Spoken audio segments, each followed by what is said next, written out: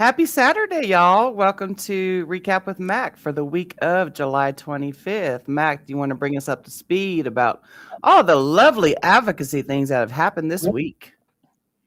Well, as everyone knows, we're confronting the issues related to the announcement by the DEA that they are going to schedule 7OH at a certain threshold, and they're going to schedule separately the chemically synthesized products that are metrogynine sulfondoxil and the MGM 15 and 16 products. The controversy around these two separate scheduling recommendations involves the whether or not there should have been appropriate language put into the rule with respect to 7OH in the same threshold for metrogynine sulfondoxil, meaning that they both naturally occur. So you will find using the right equipment, highly sensitive equipment, you will find sulfondoxil in all products that manufactured in the United States from raw leaf powder. The same thing happens with sulfondoxil as occurs with 7OH, but you have to have highly sophisticated equipment. And the issue that was raised by some of the anti-kratom pro 7OH people was that, oh, well, if you're going to ban 7OH, you're also going to ban sulfondoxil. The DEA's position on these kinds of matters has been in the past that they don't look for the kind of sophisticated equipment that we're talking about. What they look for is whether the product has been chemically synthesized, in this case, where you have an original plant material product, which is fine in its natural form, but when you alter it. And so that's what they were focused on. And there's been a lot of discussion back and forth about whether, in order to assure that there won't be a post-scheduling attack on the natural leaf product, there's discussions internally at the DEA about how they can fix this if they need to. So we'll see how that plays out. I think it's worthy of at least them evaluating it, making an appropriate accommodation for it, or at least a statement about it, because it all comes down to enforcement. And we know that one of the biggest problems that we have with these rules is that under the Controlled Substances Act, and something we don't particularly like, is that when a substance is scheduled, the possession of that material is a felony for anyone that is caught and adjudicated. And we know that there have been and will be in the future, if this law, this rule is implemented, that some aggressive law enforcement person is going to say, "Oh, I found this person with some amount of a 7OH product, and then we're going to prosecute them as a felony." We are working on legislation that will fix that. So this is important for everyone to know. There are two entities that can schedule products. The U.S. Congress is one of them. And the DEA has been authorized by statute to actually do the scheduling recommendations that will be published in the Federal Register. But, and this is an important thing for that process, it comes from the DEA, the FDA. The DEA always relies upon the research that's conducted by the FDA as a part of the recommendation. So, for example, if you or I were to recommend the scheduling of some product, we can, by the way. The Kratom Danger Awareness people tout the fact that they have submitted an application to ban kratom, right? The DEA does not independently review that. They send it over to the FDA and they look for the development of the evidence and data to support the 8-factor analysis that is required for scheduling. If there's a determination that it is an imminent threat to the safety of the American people, they then allow for temporary scheduling. So that process is set in stone by statute. And then you have the US Congress that can also do the same thing. They can independently schedule, but they also have the ability to make adjustments to scheduling. And so we will, in our Federal Kratom Consumer Protection Act, have a provision that takes away the possession on natural kratom leaf products or 7-OH products, so that they are not felons in that context. So I have a question about that. So if it's going to be, so how would that provision supersede a federal? You know, because so 7-OH and all that going federally scheduled would make consumers be a felon if caught. Right. But how does what you're doing override that part? So the Congress has that authority. They can actually remove a product from scheduling if it's done by the DEA, or they can modify it. So that's the authority Congress has. They gave the power through the Controlled Substances Act to the DEA to schedule, but they can modify whatever scheduling that they take from a legislative standpoint. It's a good check and balance. I think that it would probably be a good idea for the Congress to reevaluate the Controlled Substances Act to look at this particular issue. It hasn't become much of an issue until recently, and in the context of what we're seeing today. Most of the time, the substances that are scheduled are things that are sold on a street corner. Yeah. And they're just bad substances.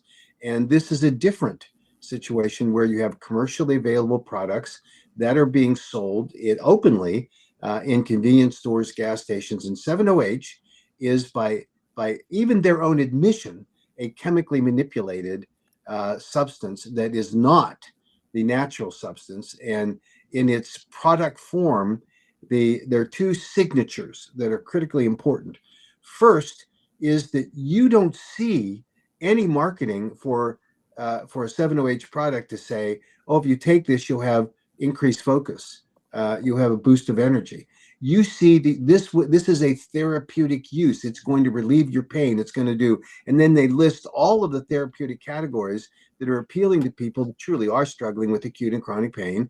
And those are illegal marketing tactics being used by the 7-OH people, separate from the fact it should be scheduled, by the way. Under the current laws, the FDA has the authority, as do many state attorney generals, to go after these manufacturers and marketers because they're using these illegal therapeutic claims. So it's one of these things that in Washington, D.C., all the policy wonks love this kind of thing because it attracts a lot of attention. It gets you get into the weeds of this kind of thing. The problem with that, what's happening in Washington, is it impacts real people, right? Yeah. And this is one of those things where we want to be as supportive as we can from the standpoint of the American Kratom Association to support people that really are the innocent parties. Yeah. These are products that are being sold to them that they got hooked on because of the marketing tactics and product formulation tactics of a group of manufacturers who only care about the money. Otherwise, they could have gone through the processes that are available to them under the Dietary Supplement Health and Education Act to seek market entry with good science. Now, the tripping factor in all of that is that they would have been exposed for what this is a synthetic product that is a drug. And that would require them then to go to through the new drug application process, which, it's changing, but it used to be that you were 3 to 7 years, sometimes longer, in the new drug approval process. Usually costs you somewhere in the neighborhood of $1.5 to $8 billion, depending on the therapeutic index.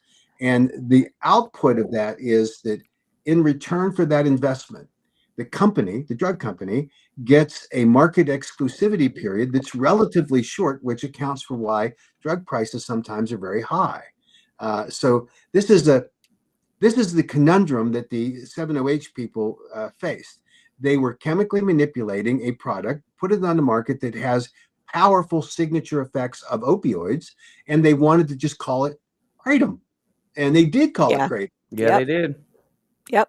So it is an unbelievable abuse of the statutory process, and more importantly, the abuse of consumers, because they knew what they were doing. They get you hooked quickly. You have to come back to it, and that's your customer base. And it's astounding that you hear people today defending the 7-H community, saying we don't want prohibition, right? Mm-hmm. Well, okay. What about the responsibility of the manufacturers not to put these products on the marketplace and get you hooked and then enslave you in that process? Yep. That's where the responsibility lies. And what happens if 7-H is removed from the marketplace, which it will be? What happens? Well, you have to find another product. Some people hooked on 7-H are going to have to go through some sort of a detox procedure. Mm-hmm. Fortunate, it's the output. But now, where do you go to manage whatever caused you to get on 7-H in the first place? You're going to have to come back to natural kratom, or you're going to have to find other products that are legally on the marketplace in order to address those issues. The 7-H, I will forever call them drug dealers. The 7-H drug dealers created the demand so that they can supply it. Yeah. Yes. And I mean, the longer it's out, the longer it's on the shelves, the more people it's going to impact. Yeah, it wasn't that typical supply and demand. No, they created the demand so that they can supply it, so that they can get filthy freaking rich. Yep. And the thing is, they screwed up with marketing as a kratom product, because there is nothing like a kratom advocate, and you are not about to step on our turf. Exactly. Well, some of us. Real other ones sell out. Real kratom. Yeah, real kratom advocates. And I think that the impacts in the kratom marketplace today have created the current environment where the confusion is so rampant. In the last 2 weeks, I have done I think around 80 interviews with news reporters where they simply confuse it the same way that 7-H want it to be confused. It's they're the same things. I was on with a San Francisco reporter last night, and he was saying about I think it's Alameda County that's going to look at a ban, and we walked through it. And at the end, after we'd gone off, he thanked me. He said, "I just had no idea about the difference here." And unfortunately, neither do the elected officials who are looking at that ban, and they're making it a ban for everything because they conflate everything into kratom when it's really 7-H that's problems. Listen, I watched a little video promo from this guy who's running for attorney general in Oklahoma. He's sitting there, because there was this young kid that recently, passed away supposedly from taking one 7-H pill. I don't know the case, so I can't speak on it, but he's sitting there going in. He's doing like a Mike McHale promo. He's going in, buying the 7-H tab, but he's calling it kratom. Yep. Right. And he's running for attorney general for Oklahoma. It's infuriating because at the end of the day, it is that small group of, as you said, Misty, the people that are getting very rich on the production and marketing of a product that is not only illegal, it's dangerous. And it's stunning to me, the people that wrap themselves in this cloak of saying, "Oh, we just don't want prohibition. Prohibition does not work," as if that is the reason why we should allow a very dangerous substance on the marketplace that is enslaving people with addiction and killing people. It's okay. It's okay. And their defense is twofold. One is, prohibition doesn't work. Well, actually it does in some instances, but it doesn't work generally in terms of human populations that have this craving, however they get sucked into it, to have an addictive product. But then you have this other issue about people that think that it's okay to have a dangerous product on the market because, we should allow, it's live and let live, we should allow for people to make have these products available and make their choices. Well, no, we do not. We don't allow people to make the choice of having someone sell them fentanyl. We Mm. don't. Mm-hmm. And you know, and Well, that illicit has, fentanyl. yeah, illicit fentanyl, of Yeah. course, but in a street corner, and we don't sell fentanyl in a convenience store, right? I mean, it's Yeah. just not the way it works. But it's because it is a very, very potent product, and if not formulated and used in the correct manner, it is deadly. That's a fact. And we'll you know, I'm just disappointed that so many of the so-called advocates who pretend to be, you know, we're for Kratom, and I'm talking about the 7-OH gals. I mean, it was astounding to me that you know, and of course, every show they come on and make their defense, and now it's, you know, Mac Haddo said this about us, and I'm sure that there's going to be more said. And well, yes, because you are accountable for the statements you make, and to the extent that you are an influencer in the Kratom community, you at least have an obligation to have two sides of the story, or at least, well, I would think, modify your own position. But now they were on, most of them were on the great rally that was held by the 7-OH people. I think it was on Wednesday, and watching how they become, you know, their explanations. They have been from almost day one apologists for the 7-OH industry. They have become advocates for it. And they say, oh, we don't use it. Well, then why are you promoting it? We think people should have the chance or the right to do. No, you don't have the right to do this kind of thing when you're being duped, misled, and you know, it's like the Pied Piper. You're just marching down because of them, in large respects, for misleading people. So, you know, that's another element in this battle that we're in that we shouldn't have to be fighting, but we are. And you know, I find it terribly disappointing that they want to act like they're responsible advocates when they're not, and that's just the bottom line. I still don't understand it. It's like It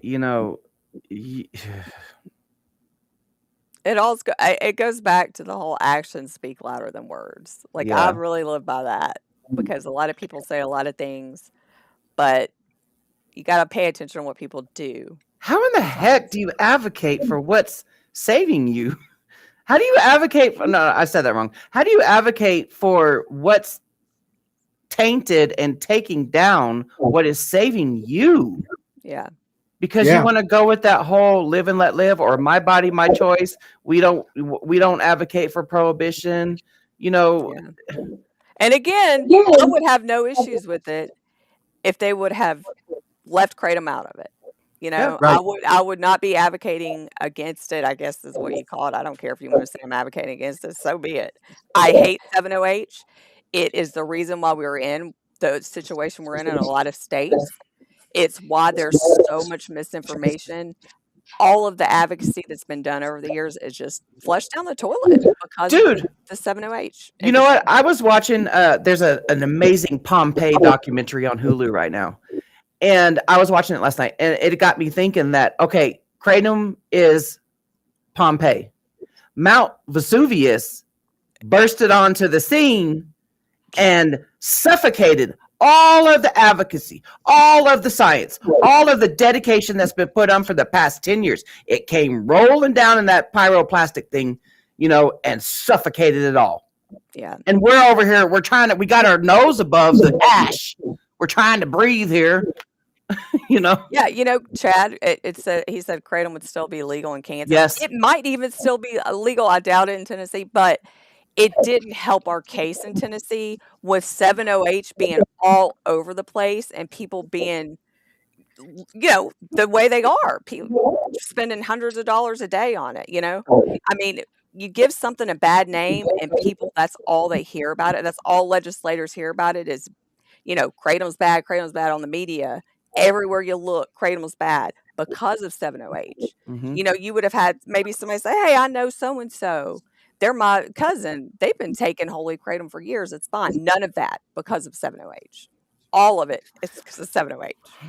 And you cannot tell me otherwise because I've seen it with my own two eyes. Yes.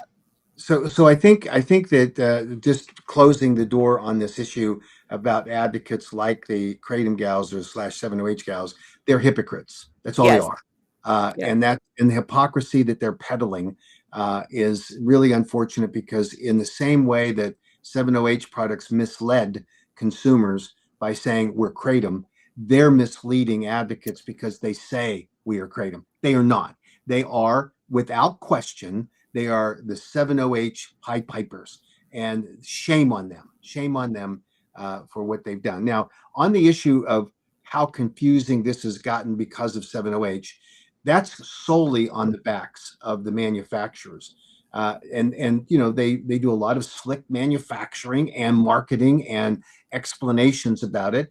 I listened to Mr. Beckham, who is with Outpost Brands, one of the co-founders of that, testify down in South Carolina.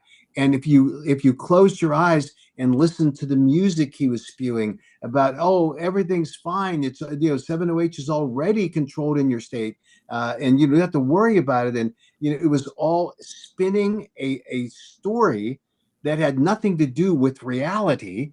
It was all about them wanting to market a product that was making them a ton of money, and they wanted no parts of it. And he made the comment, I don't know if it was in that testimony, but he made a comment somewhere where he said, we're winning. The part of their saying, hey, we're beating back these bans. And he was touting the fact that in Florida on July 1st, they were going to be back in business in Florida. And I'm sitting there thinking, how can they be saying that? How can they be saying that to a group of public elected officials when you'd have to be deaf, dumb, and blind not to know that come July 1st, the Attorney General of Florida was going to use his authority, which he has, to simply issue a new rule. And this time it was even tighter on them. But they played the game, and that's the underpinning of the entire game. They misled consumers. They now are misleading legislators across the board, and unfortunately, they've sucked in some of the Kratom advocates into their tale of woe, because we're just trying to help, and this is now they actually bastardize what happened in the Prohibition movement, because we knew that Prohibition, in the way that if you look at the history of it, you see that they highlight some of the failures of the kinds of products that were being banned. And we're talking about alcohol. Okay, alcohol, it has side effects, health effects that are not great, but it doesn't have the kind of record of addicting you so quickly, having the profound effects on your body. That Well, and they're not selling alcohol saying it's Coca-Cola. That they didn't come into the market saying, "Hey, buy this Coca-Cola. It's great." And then it's like, "Oh my goodness, it's alcohol in it." That's how I say yeah, about that. and I think that as I said, it's very unfortunate that they being these manufacturers are now fighting to remain on the market, having duped so many people. And I think there are people that I've observed that are making these arguments that are doing so on a good faith basis. They're not as complete a hypocrite as some of the others are. They believe this, and I get that.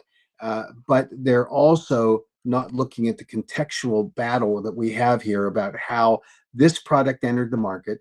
It is not like it's not like this is normalized. We have known from day one, when the 7-OH products were introduced into the market, about the threat they pose to people. We knew it before they became products. We understood back in 2018, when we were preparing for the 2019 legislative sessions, that our language in the provisions, specific provisions in our Kratom Consumer Protection Act, had to provide for a limit on 7-OH in products that were sold to the public. So you saw in our model KCPA bills that you could only have no greater than 2% of the overall fraction of the plant material, the total alkaloids, being 7-OH, because we knew that that was the naturally occurring level, the maximum that you would get, and anything above that was chemically manipulated. We knew that, and that's before 7-OH came on the market.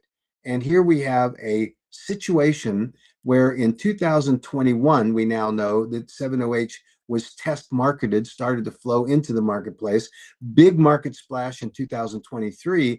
And throughout that process, no compliance with federal law in terms of the safety of the products you have to document under conditions of use required by federal law. None of that. And you have the bizarre statement by Vince Sanders in an interview where he says, we don't have any science. We just are using the experience of our consumers as our safety data, translated to human guinea pigs, translating to people in the most imprecise surveillance system known to man, to simply put out a product on the market and let people use it, and then figure out how many bodies are coming through. And unfortunately, in this case, when they did it, they called themselves Kratom, which confounds the entire discussion that we're now seeing the results of. So when people say we lost Tennessee, Kentucky, and Kansas because of 7-OH, true. What we don't factor in is that we have many of the local jurisdictions that we're losing because of 7-OH. And you're looking at our battle for advocating in the states that we're working on right now. We're losing that battle because, well, we're up until the scheduling, we were losing that battle. Now the landscape is a little different. The playing field shows us that we're going to have to simply explain why Kratom is not that banned substance, as opposed to why Kratom is not the 7-OH, which obviously in the marketplace has some problems, but still legal, right? Now it's not going to be legal as long as the DEA follows through and does their scheduling, hopefully on August the 5th. So there might be a delay in that on the 7-OH side while they tinker with modifications they might need to make in order to accommodate the pseudodoxil issue. I don't think, but we'll see. But it's going to happen one way or the other. As far as the pseudodoxil goes, sorry, my dog was left outside. Oh. Yeah. My kid's father's here visiting, and I have a black Shar-Pei, and I know that black attracts heat, and it's like 100, probably like 100 degrees out here right now. And I heard like my dog's frantic bark, like, oh man, he left her outside again. So anyway, about the pseudodoxil. So we had Dr. Aaron on yesterday. If you guys haven't watched that episode, we had John Shinholzer and Dr. Aaron Berthold on. So go check that out. She says that pseudodoxil is not in the leaf at all. Not in the leaf. Well, that's the same thing with 7-OH. Pseudodoxil is not in the leaf. It's part of the degradation process that starts after the leaf is harvested. And 7-OH is not in the plant. It starts to be created by the heat applied to it, and you have a degradation of the material. And that's the same with pseudodoxil at lower levels than 7-OH, but still there. And so that's why I think it's fair to say that it's possible that you could detect pseudodoxil in, well, it's not possible. The Dr. McCurdy has identified in their testing that they find pseudodoxil in these products. So it's a question of what the levels are and what the effects are. Right. And I so can't imagine how much of a minuscule amount, like, because there's already Same. so little 7-OH, like, it has to be just such a tiny amount. This is like, they're just reaching at this point, I feel. right, no question. And Dr. Bertha was absolutely right that this is a situation where, the 7-OH guys took what is a metabolite, same as 7-OH, and they same as pseudodoxil, and they simply created a new class of products. And then they found pseudodoxil, and they said, oh, we can create off of the 7-OH, which has a high level of pseudodoxil because they're chemically manipulating it, escalating it. And so now we can make pseudodoxil only products. And again, not a part of the natural plant.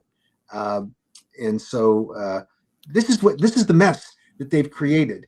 And any person that is on the side of the 7-OH people are taking steps to advocate for the downfall of the entire Kratom community if we don't put our foot down, which we have, and we don't fight back, which we are. And we're going to make sure that elected officials understand the difference and not get bamboozled by the kind of nonsense that's being put out right now. For example, you've got Michelle Ross, who even the last couple of days is putting out it's the same thing as natural Kratom. And literally she's saying that the DEA had already made the decision that Sudendoxil was not schedulable because of what happened in 2016 and 2018. And I'm thinking, what? She's relying upon the levels of 7-OH that were present in the material that was tested, which is a naturally occurring degradation at levels that are minuscule, no greater than 0.05%. And now you take a product that is, oh, I don't know, a couple 100%, and Yeah. they flip the entire content. It's now majority 7-OH, and she wants to call them the same thing. I mean, if she were a true scientist, that would be scientific malpractice to make that claim. Other than, that's her job, and she's going to do whatever she's going to do to promote 7-OH and twist the data, abuse it, torture it to come up with some conclusion, and to say that 7-OH was already reviewed by the DEA and the FDA. That's nonsense, not true, and it's deceptive. And it's the same kind of marketing 7-OH made when they first came on the marketplace originally. So there you have it. Yeah, a lot of the 7-OHers like to parrot around that 2019 study. I believe it was Henningfield's. I don't remember which one, or I know which one, but yeah, they like to parade that around and, be like, yeah, see, look, it's all same. Yeah, Jack absolutely evaluated the presence of 7-OH in the material, but identified it properly as being a trace amount, which is why the criteria, the baseline is clearly that 7-OH does not occur naturally, even when degraded. And here's the other thing that's really interesting. Michelle Ross, pretending to be some authority on this measure, says that, oh, it's okay because metrogene gets converted to 7-OH through the liver. That is true. That is true. But it doesn't get converted at levels that match the 7-OH products, and which they, of course, have bypassed by using sublingual and chewable tablets. But the process is so slow that it never achieves in blood plasma tests, when they've looked at this, the levels of a 7-OH product. But here's the thing that they completely and totally miss, and that is that when you ingest it and your body absorbs it, and then it starts to distribute a metrogene natural kratom product, the amount of 7-OH in the natural product, when it hits your mu-opioid receptors, metrogene actually competes with 7-OH at the mu-opioid receptor. Now, if you have a product where the majority of the product is 7-OH, and you have a very, very, very small amount of metrogene, because they flip the content of the products, the metrogene is assaulted and beat up and thrown overboard, and the mu-opioid receptor gets the full activation of 7-OH. I mean, how in the world can a legitimate scientist make any kind of claim the way that that's happening on the 7-OH? Have you heard the one about how, they just don't want consumers to get in trouble for having kratom sitting around on the shelves for a couple years, and it, accumulating 7-OH into it because it's oxidative. And it's like, you very well know that it's not going to have 200 to 300% more 7-OH from the time you bought it until 3 or 4 years. Come on. That's realistically, that's just silly. So flip the argument. If you have a 7-OH product that sits and it's degrading too, and sits on the shelf for 2 years, you're going to have a far more potent, more powerful 7-OH product. If you have the kratom product, it will have an escalation. Obviously, it's never, as Jen, you've just said, it's never going to get to the level of what they're selling. No. I mean, look at the testing that's done. It just shows you what a sham this all is. Vince Sanders' product was tested 7.5 milligrams of 7-OH. It came out to 23.5 milligrams of 7-OH. So he's marketing it as 7.5, but it's really, and he said, oh, there are variances in batches. Variances when it's nearly 4 times what Yeah, you that's a see. pretty big step That's up. that is, and it is irresponsible, and it shows they have no quality controls. But I don't think that they care about quality controls They don't. because they're moving on after this is done. They will find another product, they'll tweak it, they'll change the molecule, and the DEA's and the FDA are going to have to play a little bit of whack-a-mole, but it will undermine the scheduling, will take away the majority of the market that they have now captured. And I think it'll be more difficult for them, no matter what product they try to put on the market, because they've sort of got targets on their backs. The DEA and the FDA know who these people are, and they're going to be watching and lying in wait. And so I think that the chance of them having a market entry, like they did with Kratom, where they deceived everybody with an established consumer base, is going to be much less this time. They will have their consumer base, and they can sell their tweaked up product, and they can sell to them and some portion of them, but their marketplace in the Kratom community will be gone when 708 is scheduled. Now their newest product is Cat's Claw, and it's got MGM-15 in it. Where the heck does MGM-15 come from? A lab. Yeah. That's so it. It's nothing to do with Kratom at all. It takes the chemical structure of 7-OH, and in the lab they manipulate it to escalate it, and then you have MGM-1516.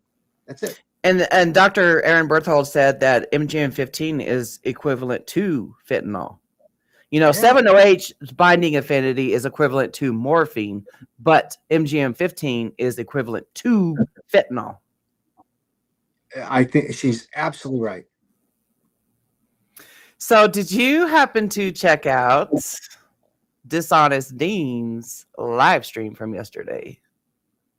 I did. I last night I decided to try to watch it, and it was an interesting discussion. There are a couple of things that jumped out at me about it. First off, even the DEA, former DEA employee, does not understand the process for scheduling at all. He kept saying the DEA was doing this.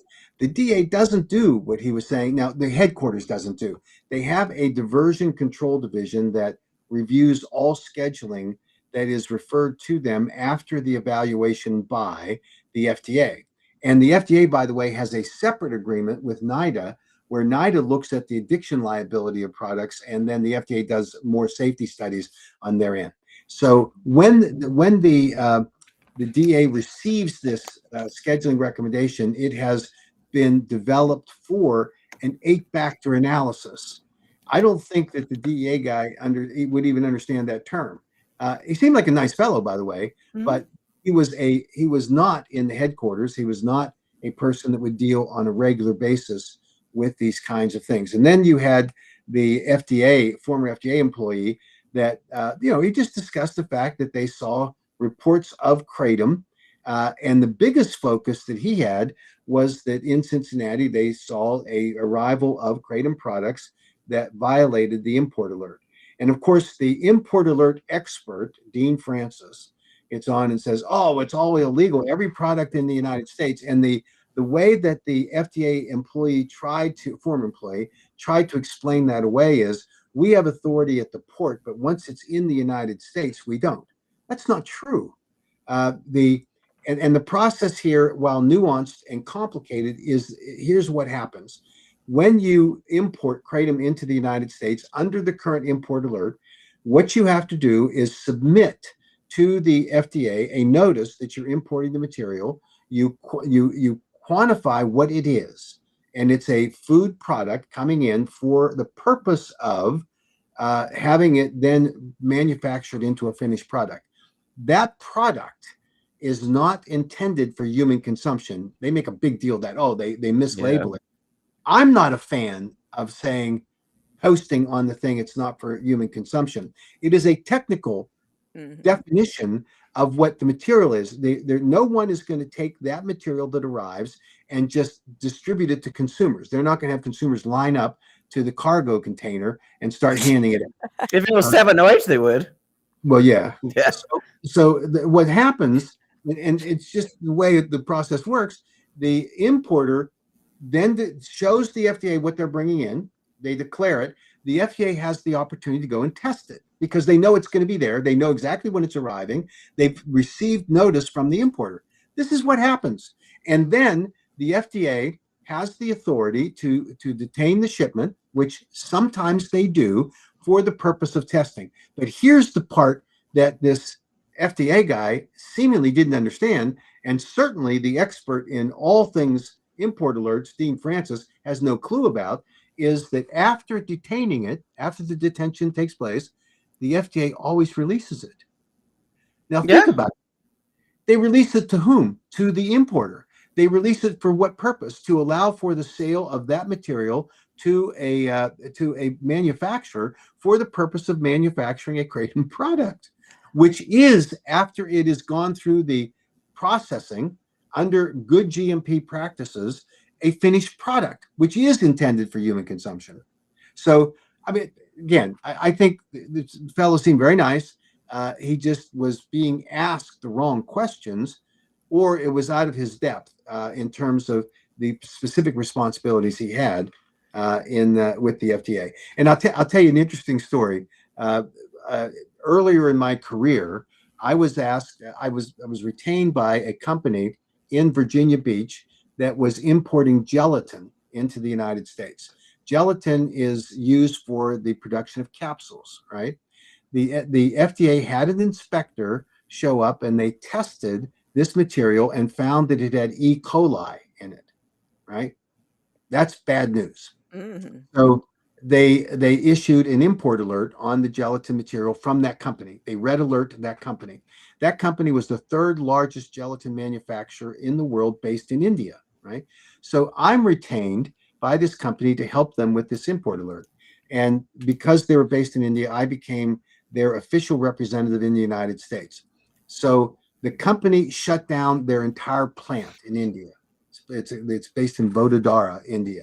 I've been there several times, and not my favorite place in the world. It's in a remote area because gelatin is made from animal bones. Yeah. Yeah.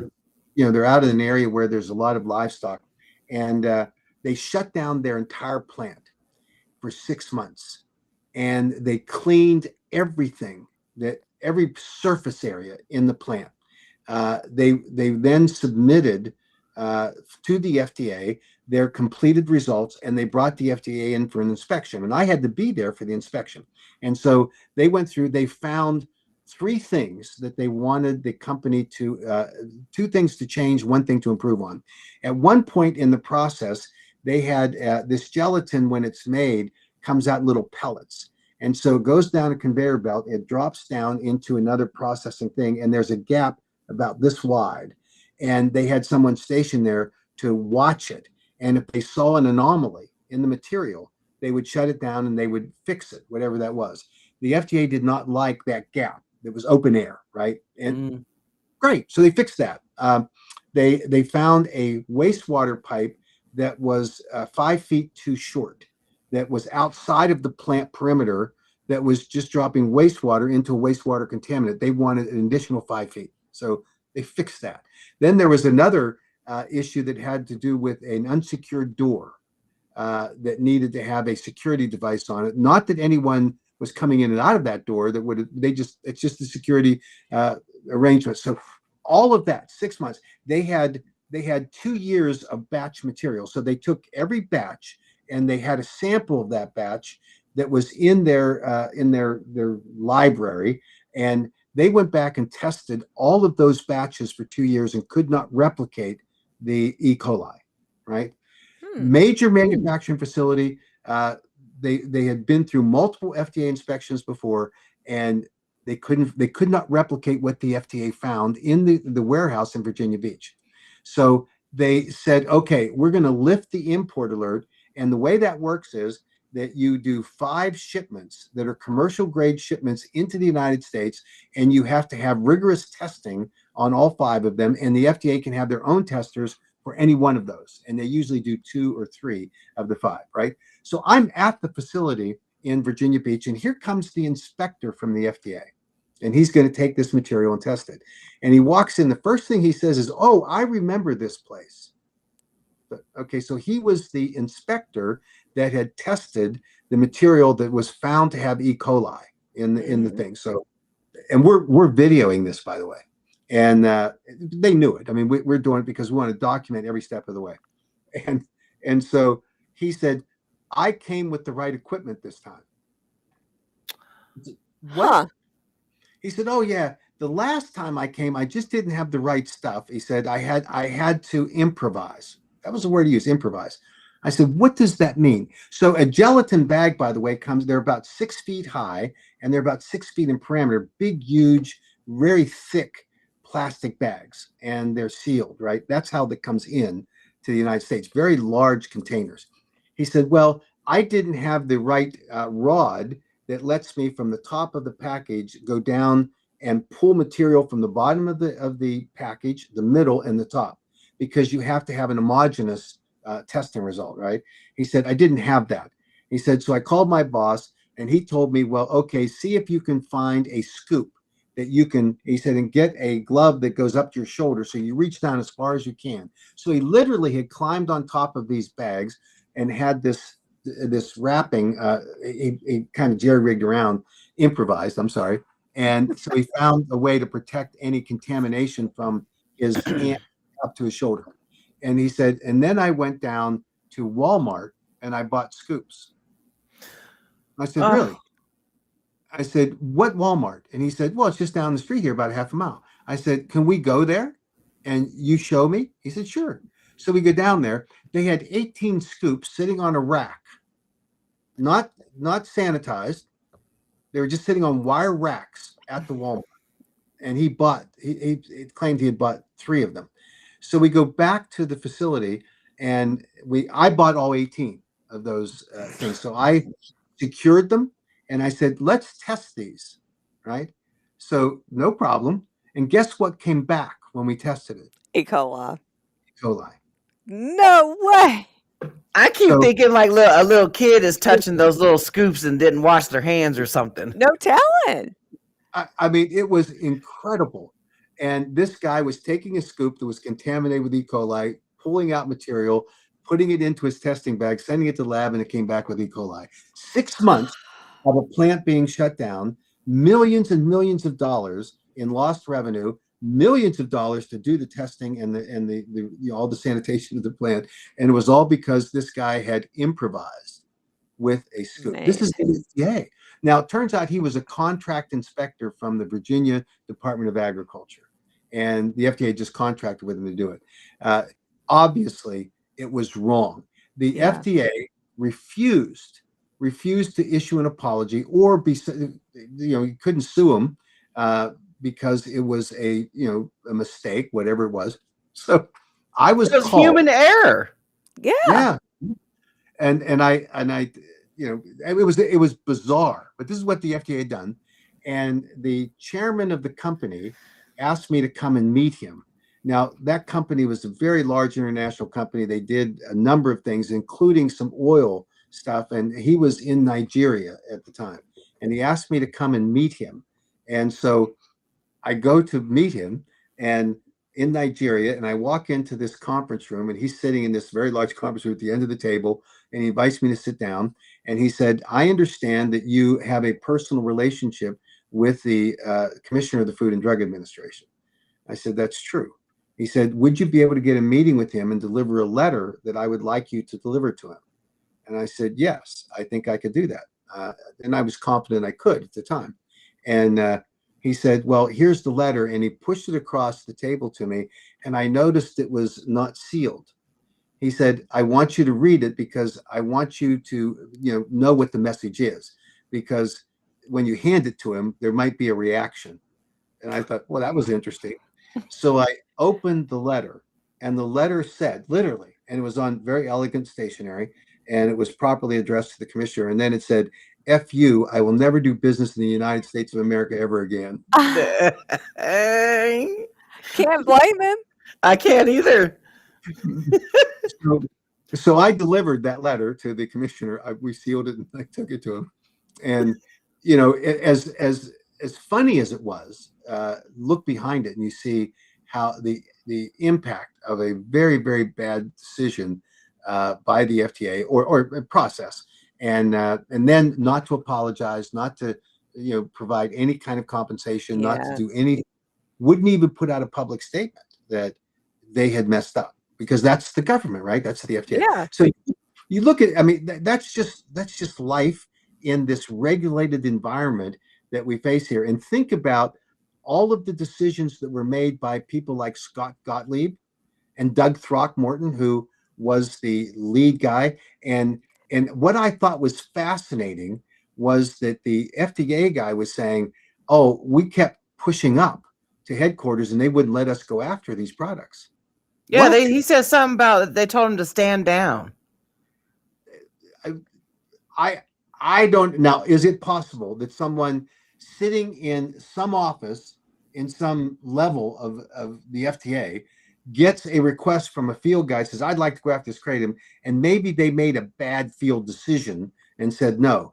But I'll tell you that if that request had gotten to Doug Throckmorton, who was in the commissioner's office, who was so anti-kratom, it was unbelievable. He would have jumped all over that. Yeah. And in that environment, to suggest that he was being told not to go after these products is really surprising. Now, I'll have to go back, and I don't know if I have time to go back and listen to it, but he may have been talking about the early 20s, 2021, 2022. And then that might have been the right reaction, because at that time, the FDA was kind of waking up to the fact that maybe they had gone too far. Throckmorton was still there. So, it didn't get to his level, because he still would have gone after anything information he had. So it just sounds like a bungled kind of thing that they were doing. Mid-level bureaucrat there just didn't see the significance of it or whatever. But the message they were trying to say is that we wanted to go after it, but our officials at the FDA were not letting us. And then here's the greatest one. It's all because of the American Kratom Association. Mhm. Yeah. It's Mac Haddo, and Dean tried to make a big deal of the accounting that I had provided about what happened in 2016. And what happened there was that we had a outpouring of consumers who were contacting congressional offices. And Dean made it sound like Matt Salmon, then the representative from Arizona, who I recruited to help us, was solely responsible for the collection of signatures for a letter, and that the Dean bets they didn't even know what was in the letter. That's what he said. Yeah. You had thousands and thousands of emails and calls going into those congressional offices, and to suggest that people didn't know what it was. When we visited offices, the members knew, because they were hearing from obviously from advocates that were outraged at the possibility of getting it. So for Dean to say, "Oh, well, this was Matt Salmon deceiving the Congress, he just got those 51 signatures." Now, in the first place, there were 25 Democrats and 26 Republicans. And I don't think even someone as good as Matt Salmon would have been able to get 25 Democrats, right? Mhm. I mean, this is all just sort of fictionalized recounting, trying to reconstitute the way things were. So then they talk about my description of what happened. There were 6,000 phone calls that went into the DEA.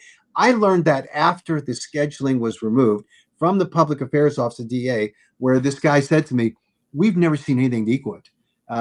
On any scheduling." He said, "We had over 6,000 calls to our office saying that you shouldn't do it." But it was to the press office. They were fielding these calls. And that happened. So you have all of these signatures, and which Dean dismisses as saying that was just Matt Salmon running around getting these signatures, not telling anybody what it was. And which is goofy, because people aren't going to sign a letter. They don't know what it is.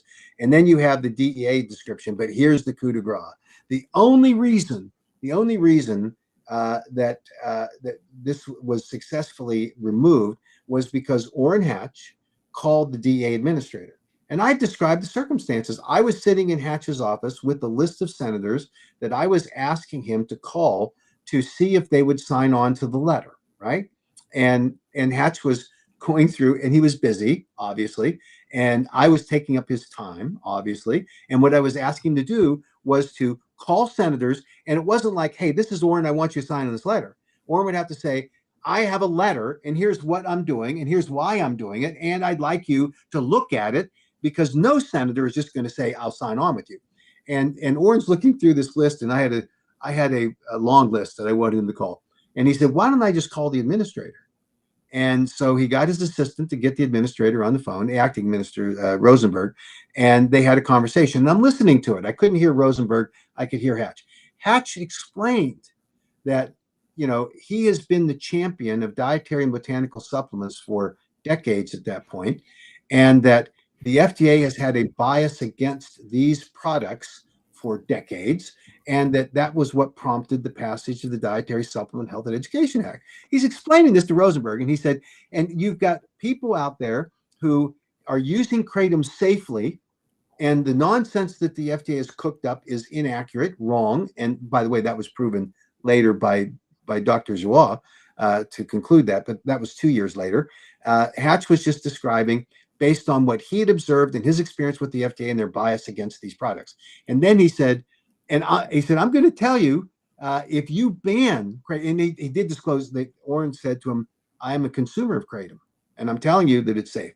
He said, if you schedule this, then I'm going to rain hell on your head, in the context of being able to call him for a congressional hearing.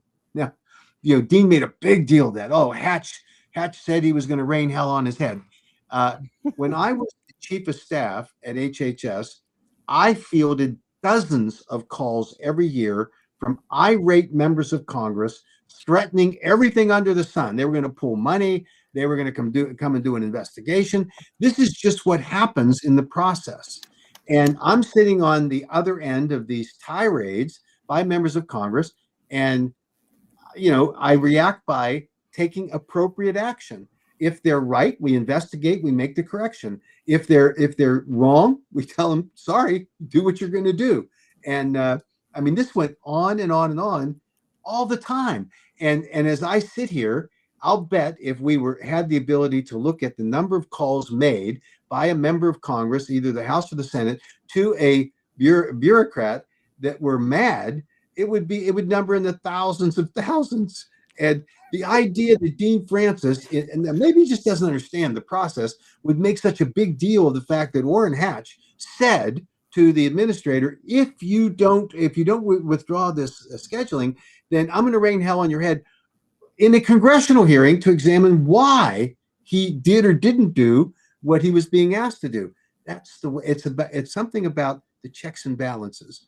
But he made that out. Oh, it's a nefarious thing. Yeah. And I'm going to attribute the fact that Dean is just not very sophisticated when it comes to government relations, right? And by the way, his championing this end kratom addiction. Everybody should look at the truth. I don't remember the URL, but there's a website that someone's put up that is absolutely fabulous, that looks at opentruth.org. Open Truth. Thank you. Yes. And look at the Dean Francis and his son Cameron's story. And I know that they're scrambling to try to cover for this, but it was Dean Francis who said in a press release in December of 2025, when he was preparing for the Virginia legislative session, and he was out talking to local counties in the state of Virginia, telling the story of his son's challenges with various, it was only kratom that did it, by the way.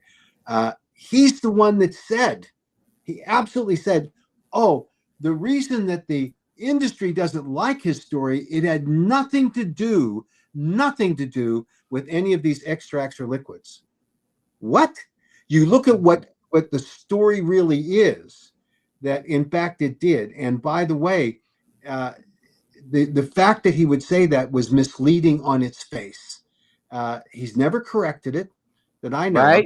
Right. You know that the 911 call that happened just a couple of months later after he had testified before the legislature and talked to the governor. Well, after the 911 call, 3 weeks later, his son is up there with the governor. And Cameron told me on a LinkedIn exchange I had with him, oh, I told the governor the whole story. Now, I will bet money.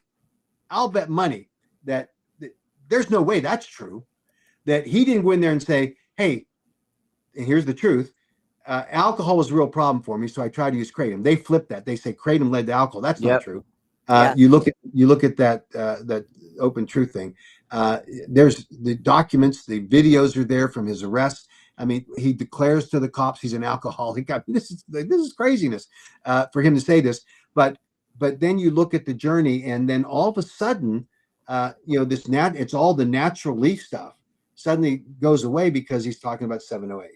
On the 911 call, Dean says, I know all about 7-OH. It's hallucinogenic. But what he reported was Cameron walked into the home, had a fifth of whiskey that was empty, claimed he was not drinking. That's what Cameron said. Had a bottle of whiskey. And his father said there are other empty bottles or other bottles that were found in his car because they took away his keys because they didn't want to drive to kill someone. And he's saying to the 911 operator, oh, this is 7-OH, because he had to keep the story straight, right? This is just really something. And then of course we know now that, I don't know, it's not just a natural kratom leaf, right?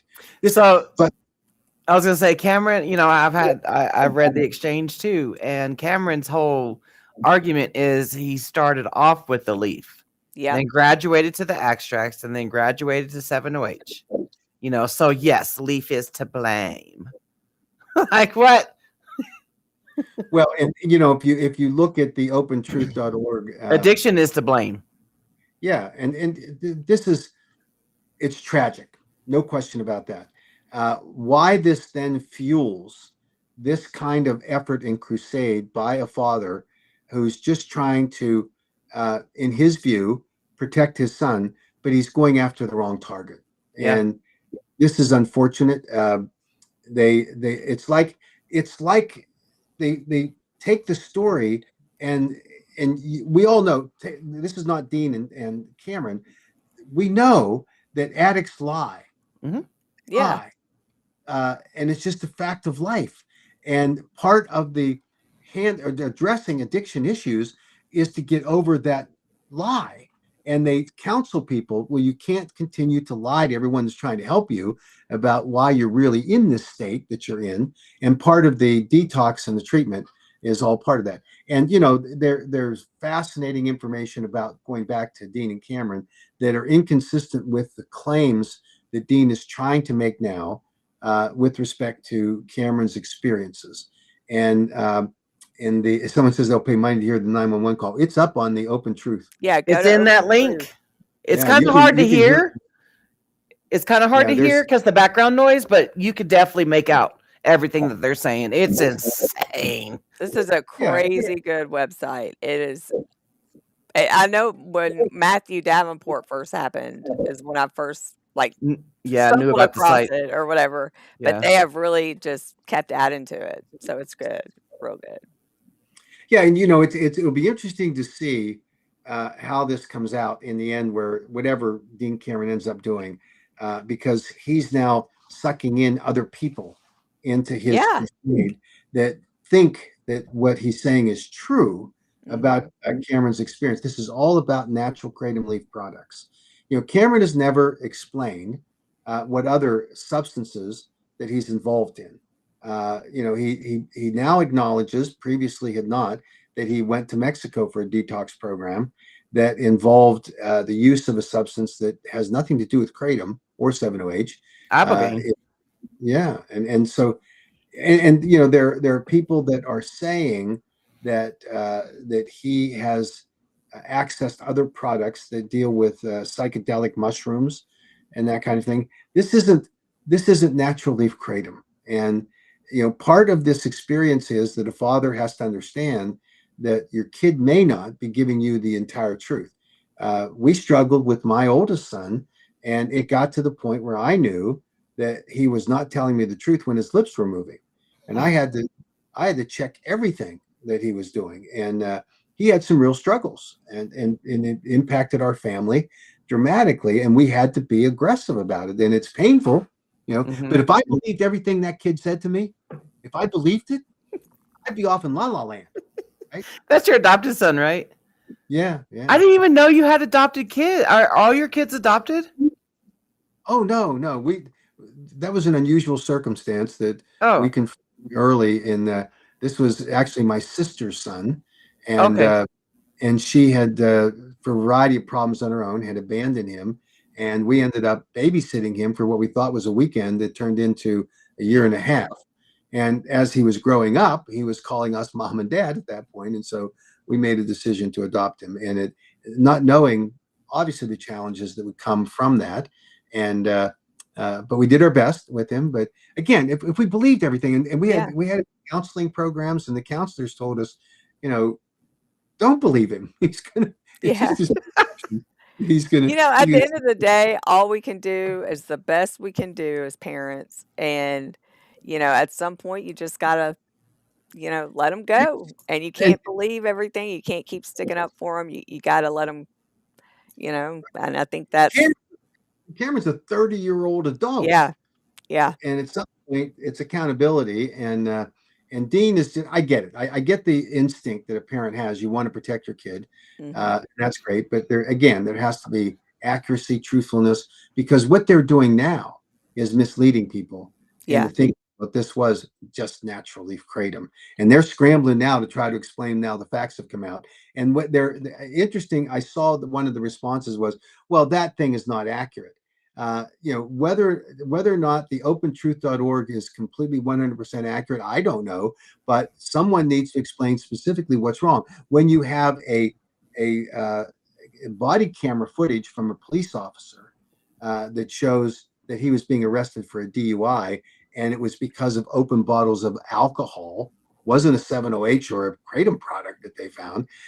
When you have him confessing that he has an alcohol problem on that body cam footage, when a subsequent arrest was made after he stole things out of a sheet store, I think it was, it was alcohol that was Yeah. in that beef jerky too, I think. And then they have him at his house, and he says, "Yeah, I have a problem. It's alcohol. Nothing about kratom." And then they want to say now in the reconfigured story that it's just kratom. This is just something, and that. Too bad. It's a tragic experience that any family has to go through, but they don't. And it's the same kind of problem we deal with these parents who are saying, my son died of a kratom overdose, and they believe what the medical examiner and coroner says, because there is no one who is blessed by God to have more authority and accuracy than a medical examiner and coroner. And the truth doesn't bear that out. Well, I mean, They, just like the story you just told about the E. coli. Human error does that. Like, we're not 100%. Nothing's 100%, especially when humans are involved. I mean, stuff happens, and I don't know. It is a sad situation, but we do have to. Everyone should keep an open mind. So I got 5 minutes left, but if I can, I want to tell you one other story. I was interviewed by, I'm sorry, I called the reporter that did a story in Jacksonville, Florida about Patty Wheeler's situation. And she obviously is now touting the fact that she has sold her documentary to some streaming service unnamed that will put it out in October. Okay, so big deal. And they're doing a series of stories on it. And I called the reporter. There were two stories. I called both reporters, and the first reporter was very nice about it, said, glad to get the information, love to update the story if it's appropriate. It was a very good conversation. The second guy, this was a man, he was Jake? from the minute, Jake, Yep. the minute I talked to him, contentious. In my 50 years in dealing in public policy and having hundreds and hundreds and hundreds of phone calls, reporters, I've never met someone like him. Wow. He was nasty, mean. Every word I said, he challenged as though I were lying about everything. And it got so ramped up. I said, tell me how you justify the claim that she's making that her son consumed huge amounts, massive amounts of metrogenine, of kratom product, immediately prior to his death.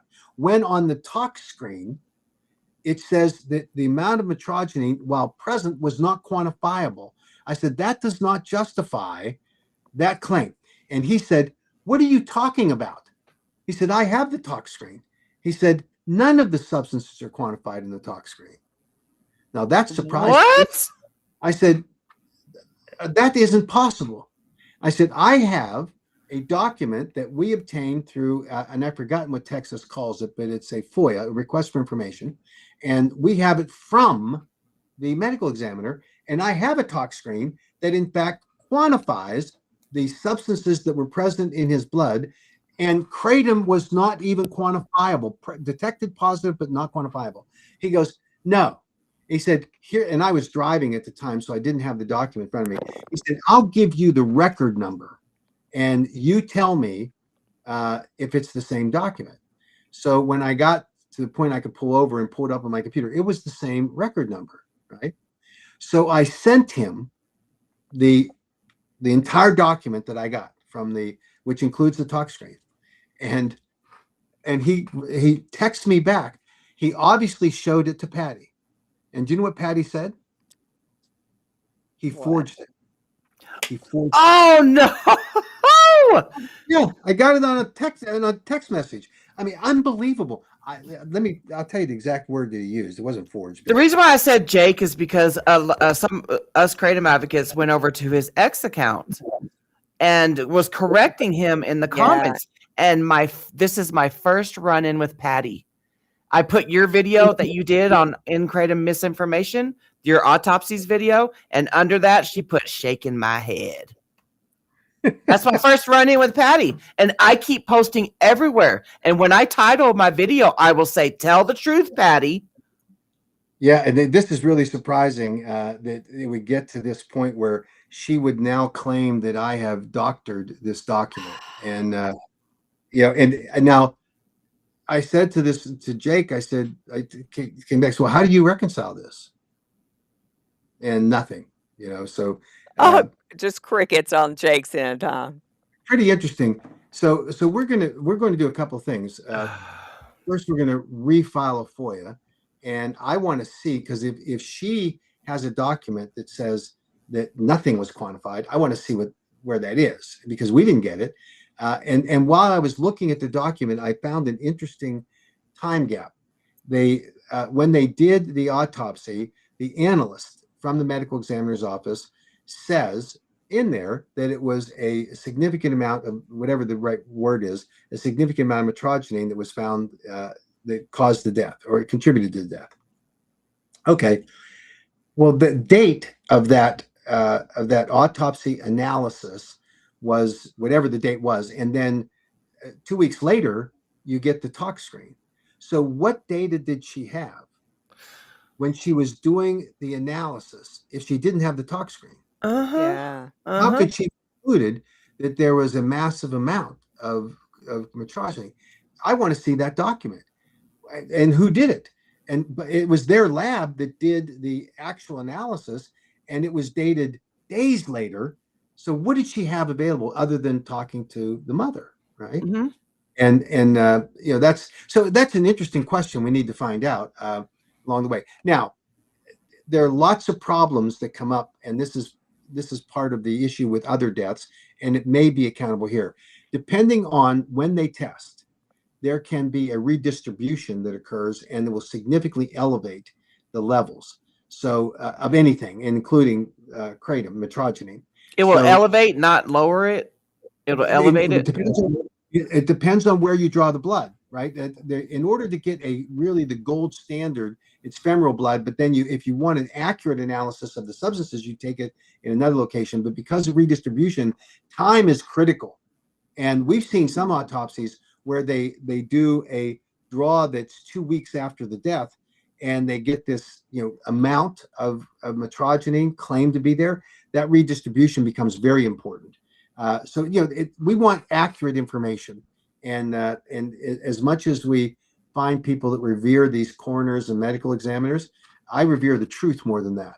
So I think we're going to have an interesting discussion when we go into documents with the medical examiner in Texas to see exactly what in the world were they looking at that allowed them to say that conclude that there was all this mitragynine when they didn't even have the tox screen at the time, at least the way the analysis is dated.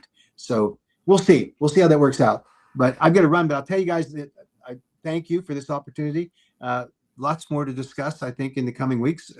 We'll see, obviously, what's happening along the way. Just a plug for our event in September.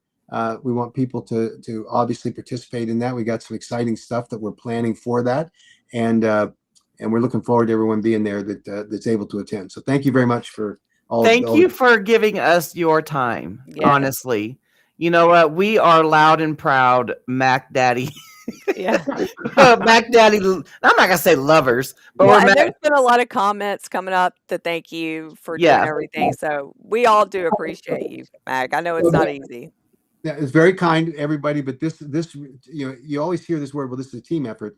This was a movement that continues and now has to be re-energized in order to fight back against this 7-OH battle. And this will pass. We'll have other challenges going forward, but this one is significant, and I think that it will expose exactly what happened, because the 7-OH manufacturers will abandon these people in a flat hurry after this ban, and they're going to be left alone. And then they're wonder, well, where's our great advocacy team, right? So yeah, and don't. I'm telling you, you went to the 7-OH dark side. Don't think you coming back here and I'm going to accept you with open arms. That's not going to happen. Heck no. You know. So yeah, this is a movement, not a moment. Yep. So yeah, absolutely right. Well, thanks. I'll talk to you guys again next week. Bye, Mac. Enjoy your day. See ya. Bye-bye. Well, you know what? I know that lady in Ohio, she sued the state. She sued the medical examiners. Yeah. Yes. I mean, maybe something like that, you know, if you really had somebody to investigate stuff like that.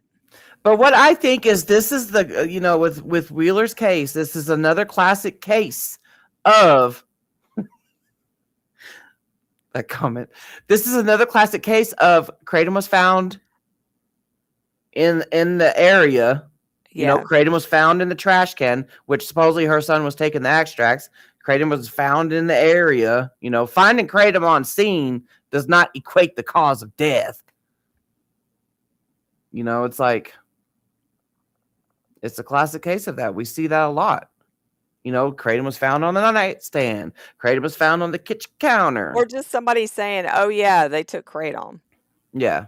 Or, just a family member saying that. Yep. Yeah. Yeah, thank everybody for being here. We're glad that everybody comes here Saturday to learn the real truth about what's going on. And, I mean, you hear it right from the horse's mouth. Right. Yeah. That's why we started. And, it's good to have Matt come on and, put the record straight and tell us what's going on every week instead of waiting a month. Yeah. Instead of waiting for the monthly webinar. So that's why it was like, you know what, we should do a recap with Mac. I feel like this is therapy for him, honestly, because he is getting hit at all different angles. And it's like, I mean, us advocates get hit as well, but nothing like Mac. Mac is just targeted from all over the place too. Yeah. Like I've never seen. He's like a crazy magnet. Yeah, and then it's like, it's like, because Mac wants to set the record straight about what certain kratom advocates are doing. Now all of a sudden he's the big bad wolf. Now all of a sudden Mac is the one spreading disinformation, or the AKA spreading disinformation. Like, I think a lot of times, Elixir Lounge, what's up? Sorry. Where's this at? Where's Elixir Lounge? That's a Chris. Oh, hey, Chris. Yeah. I'm thinking about friggin' whatever the name of his brand is. It starts with an N? New Wave.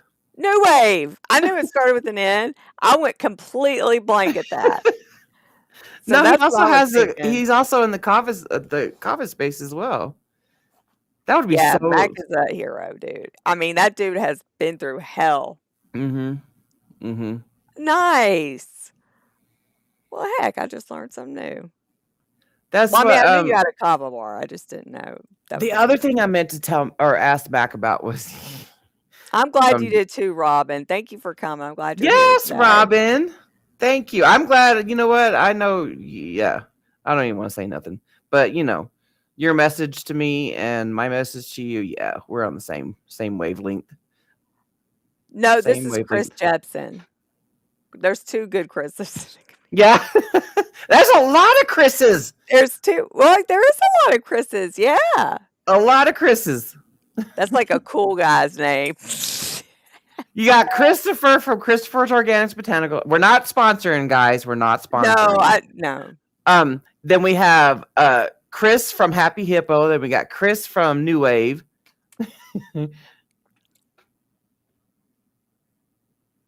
Oh man, Chris.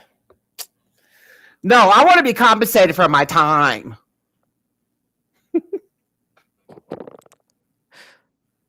Yeah, Christopher is cool. That's what I'm saying. Like all the cool guys' names are Chris. Yes, Chad. I Yeah. know. I see you commenting, and you know what? Great. I love your comments. I'm always like, I'll send Misty a screenshot. Like, did you see this? I love your comments on X, on TikTok, on Reddit. You are coming through with fire. I love it. No, that's why I said that, Chris. I want to be compensated for my time. One day we'll get to. Yeah, Abram. That's Abram. Yeah, we were just talking about all the Chris's. What was I gonna say? Oh yeah, so yeah, if you guys September 13th is the rally, the 10-year anniversary rally in DC. So you guys need to get out there. It's more like veterans focused and law enforcement focused, but I'm going. I think that as far as the Pennsylvania coroner, goodness gracious. Oh yeah. If Mac would have been able to stay with us longer, that would have been my next question, asking him if he saw that, because that was brutal to sit there and watch yesterday. The amount of crap the Crypt Keeper was spewing. And you know what? I don't know how Pennsylvania is, but isn't it? I didn't know this till I started advocating, but some coroners are elected and they actually aren't, hired, I guess. I wonder if that's the case there. I don't know either, but I do know, some coroners are elected. I had when we did our ballots, there was a coroner on there, but nobody's running against them. So, isn't there a Chicago rally or event with Dr. Heidi and Laura? Yeah, they're going to the National Conference of State Legislatures coming up pretty soon. Coming up week. Yeah, that right there is where pretty much all the legislators go to learn stuff. I've never been to one, so I think that's out of my wheelhouse because I don't know, because I got colored hair. Maybe I did see. I heard about that, Karen. Yeah, I heard about that. Some dude touting giving drugs to his kids or whatever. Oh yeah. Like, I think he said something like, my 12 and 9-year-old daughters, that helps their behavioral. And I'm like, I bet it does. It knocks on there. That, like, dude. What was it? 7 and MGM, right? Yeah. Giving it to their 12-year-old and 8-year-old something. Colonel Sanders. He's a Crypt Keeper. Who had a show on Investigational Discovery? The coroner did? The Philadelphia or the Pennsylvania? I call freaking Pennsylvania Philadelphia. I need to stop doing that. Monday. So you're going to be in Chicago on Monday, Heidi. I feel like that's tomorrow, but it's not. I will be, Connie, yes. I will be crowdfunding. I will be crowdfunding. Yeah. I only pick like certain of it. I hate asking for money. I know, I but do. I'm I also do. going to help because, money's I'm hoping to go if we can crowdfund to get there. Yeah, because I'll only ask for like certain events or something, and it's like, but I have to put my pride to the side to do that because I Well, want and other it's for advocates to everybody. go. Yeah, yeah. It's like it's a completely different thing when you're asking for everyone. Yeah, I want other advocates who are willing and able to go that confirm that they're going to go, and I'll be able to help them out. Wow, so he was on. Was he? He still reminds me of my dad for some reason, just the way he carries himself. Is it Secrets of the Morgue Show? I watch that channel all the time. I used to Huh. watch that channel. You know what I think happened? I think he did not know anything about Kratom really, and that the other dude, the bald dude, The like sheriff. he's the one that did all the researching and all that, and the coroner just didn't do anything but touch base, maybe. Because you could tell him reading the papers he was not into it or whatever. And as far as his intern, I don't know what to say about that. Yeah, because he didn't go into any detail about the intern. Yeah. Was it 7OH? When did the intern die? Yeah, he said it was like a long time ago. From what I remember, like a long time ago, like 2016 or something like that, maybe even before then. And he said he was getting it online or something. I don't know. That's just what the dude said. Yeah, the No. sheriff was way more educated. Yeah. Yeah. And he definitely lied about Lied. And that's what I'm thinking. I'm thinking that he was under the impression that AK was not advocating at all for 70H. Yeah. I'm thinking it was just it was a lot of conflating and Yeah. not differentiating, and it was just so bizarre. It was so Yeah. bizarre. And first of all, who put him up to it? I want to know that. That script was pretty tight to a lot of things we've heard in the past. Yeah. Yeah, he was a walking, talking embarrassment. Yeah, Keith.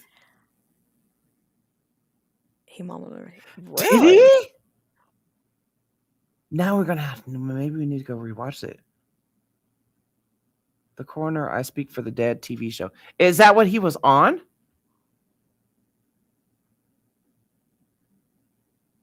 I'm Googling. Wow.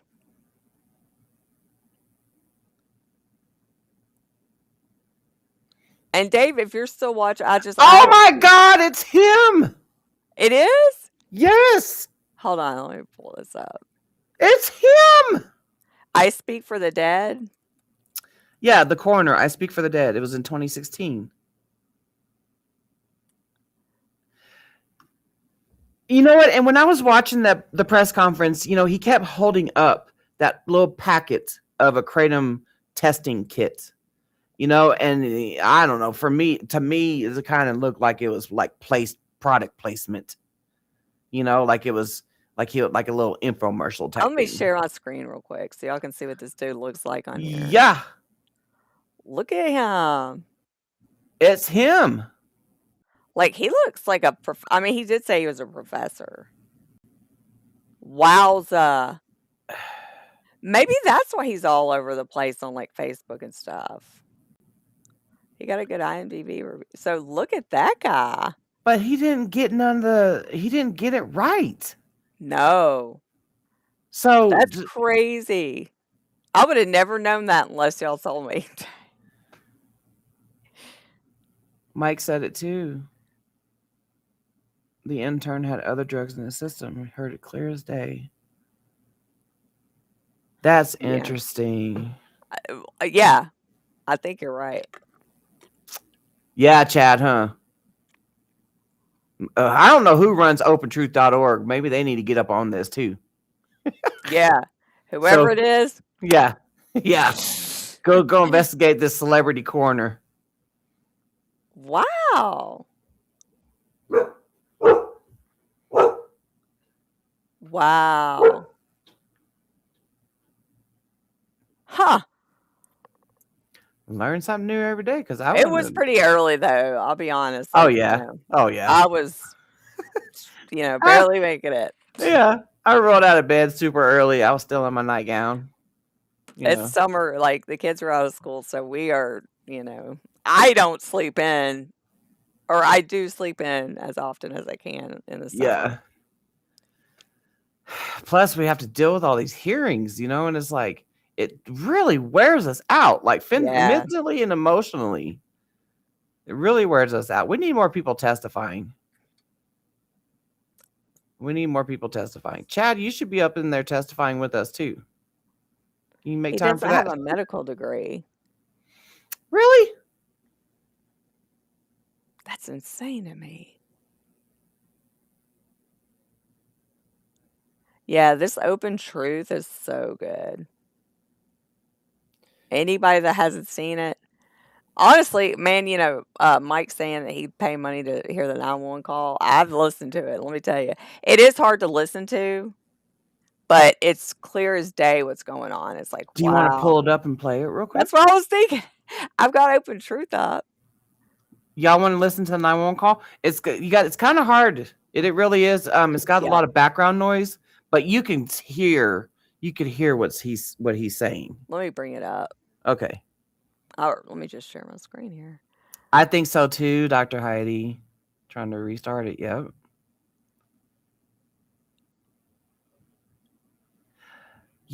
Connie, I will message you on LinkedIn on who you need to email if you want to be part of our advocacy blast. Yeah. Local Anybody that wants to get involved. Wait, don't we have the ticker? Let me see. Do we still have Laura's ticker up here? No, I think I took it down. Oh no, it's up there. Duh, Misty. Yeah, take the Open Truth one down. Okay, here we go. Hold on, let me put that. Okay. Oh, I don't have it up yet. Oh, let me find it. But yeah, look at all this stuff, guys. Like, it's just so much stuff. You got toxicology organizations. Oh, here we go. Dean. I'm not gonna. Yeah. What is that? That right there was that's the body cam right there. Oh, it's only 12 seconds? And so Okay, let's watch this real quick. This is on a separate occasion. And so I've taken kind of desperate measures to kind of satisfy the alcoholism, I guess. Okay, so you have an alcohol problem. Yeah. Okay. Yeah. I saw the whole body cam. Me too. Thing. That was when he got caught for stealing alcohol from and beef jerky from a gas station or something like that. A couple times. So we got the hit and run, larceny, open container, failure to apply. Okay, here we go. Wait. The audio records evidence. Where is it? Oh, here it is.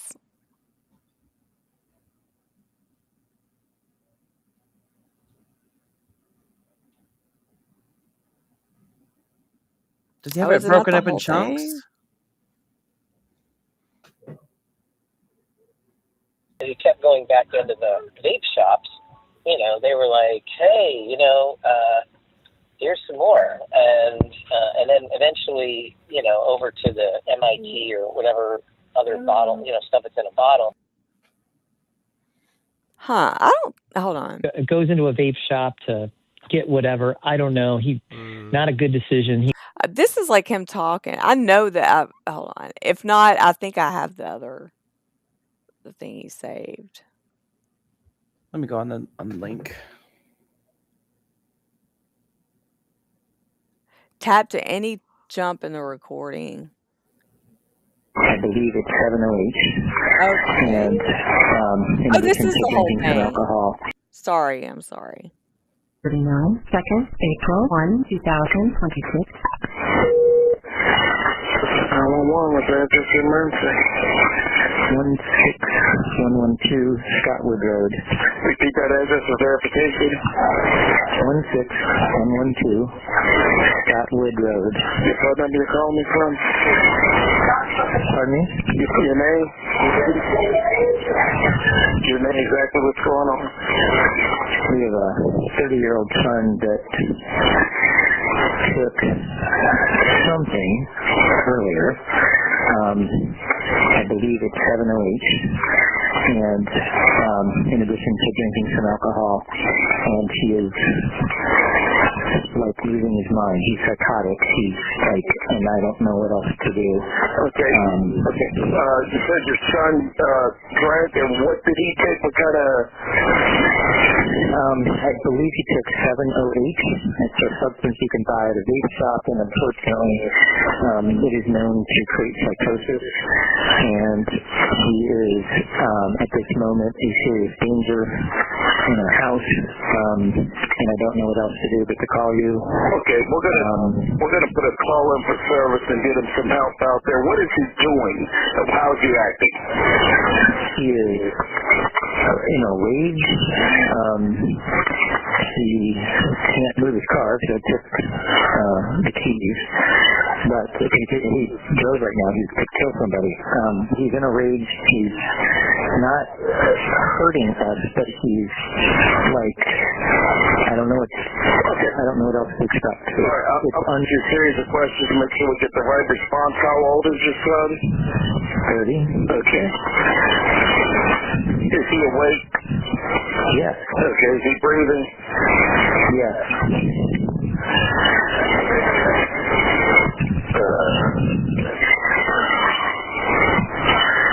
Is he violent? I'm concerned he could be. He is not at this moment. Okay. Is he changing color? No. Okay. Is he responding normally? Is he completely alert? He's not responding normally. He is literally like hallucinating. He literally walked into our house with a whole bottle of whiskey that he had just drank. I found 2 more, and they're like, "What are you doing? You're drinking." No, I'm not. No, I'm not. I mean, like, we just gone through, like, he doesn't believe he's been drinking. The whole thing is, like, insane. Okay. All right, let me finish. Is he breathing normally? Yes.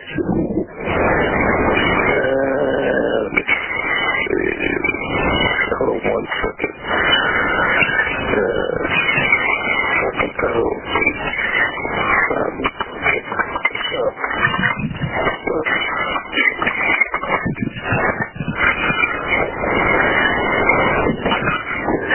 Do you know when he took the vape, the 7-OH, and the drinking?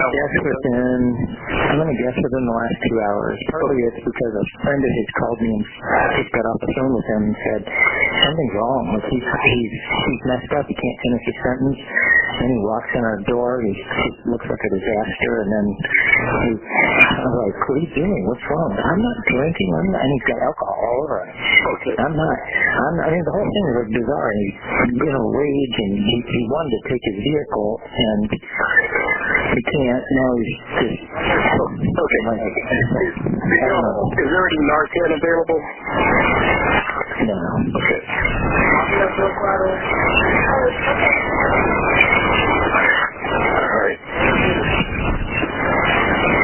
Alright, so I'm sending the paramedics to help you now. Stay on the line. I'll tell you exactly what to do next. Reassure him that help is on the way. From now on, don't let him have anything to eat or drink if that is possible. It might make him sick or cause further problems.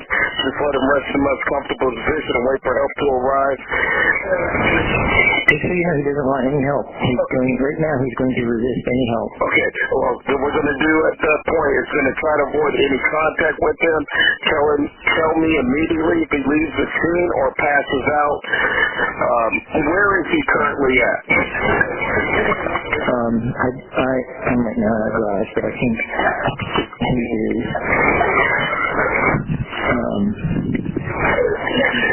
Okay, date of birth. Does he live with y'all, or does he have enough? Did he drive to your location, or? Yeah. Okay. weapons in the house or on itself? No. Does anybody in the residence or him have any military, law enforcement, or specialized training? No. I'm going to stay on the phone with you until we get some officers out there and a rescue squad. You're going to go ahead and take a look at your son and go further from there. Has this ever happened before? No. Okay.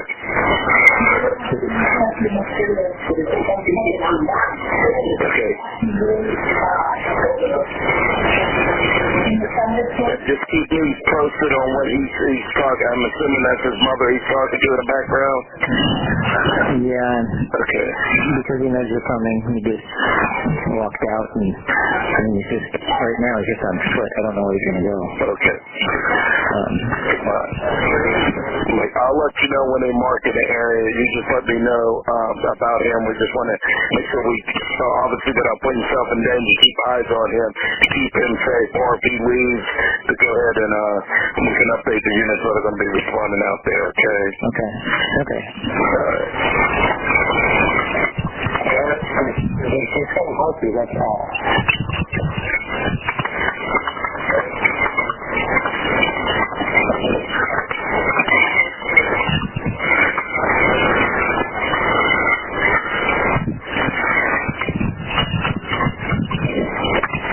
Sir, is he white, black, Hispanic? Yes, white. And what's he wearing? Black t-shirt, pink shorts.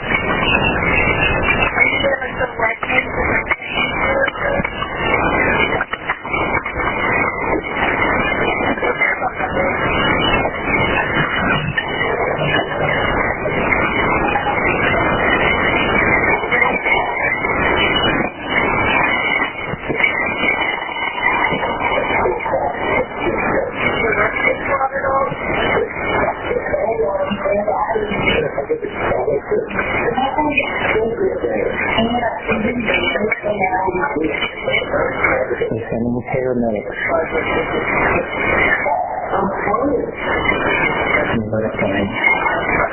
If you find your calm down.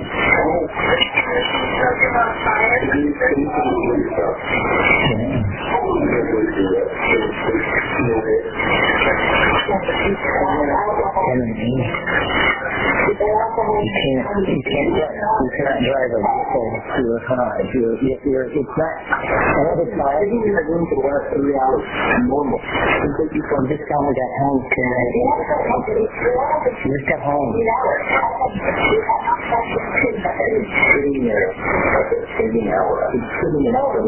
No, you were down here. I don't know how it's called psychosis.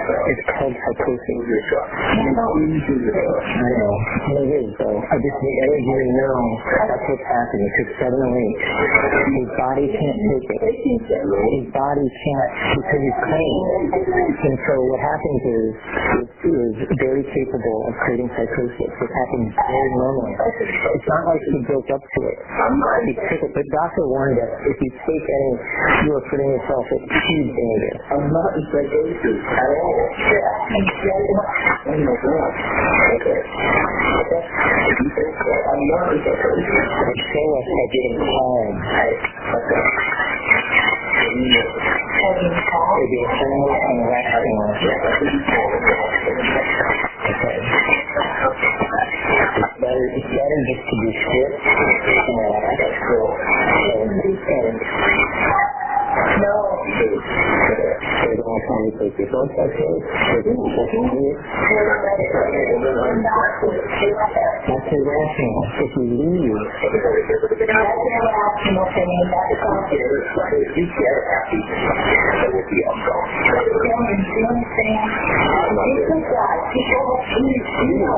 But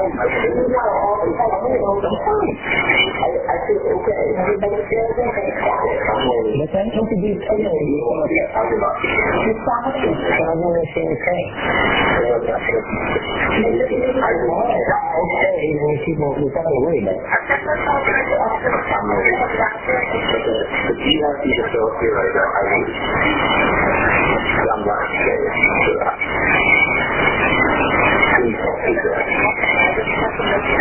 Do you have a friend? Do you have a friend that you could call to come pick you up?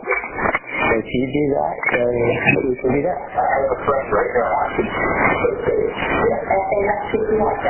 Yeah.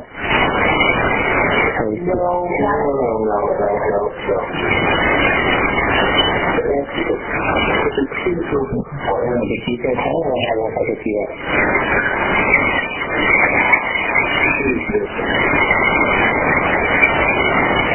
That would be illegal with the vehicle. I would be illegal if you did. Because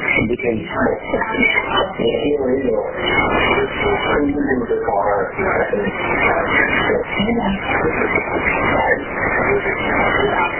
don't know what happened. Getting my road. Let me tell you what happened. You called Josh. It made no sense at all. He called me in and said, Karen can't finish the sentence, there's something wrong. I looked in your vehicle. I found an entire bottle of comfort drink. Yep. And then you walked in here with a bottle of whiskey in your hand and put it on the refrigerator. And then you said, that's not mine, which is ridiculous.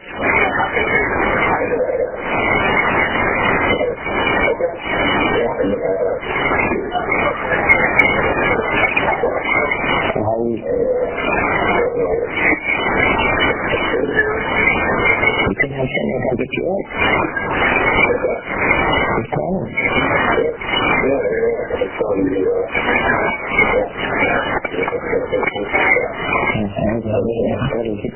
That's the opposite.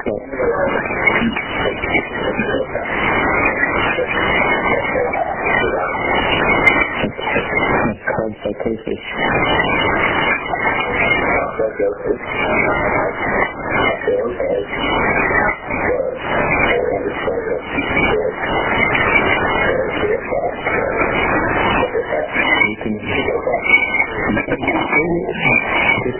Take your blood pressure.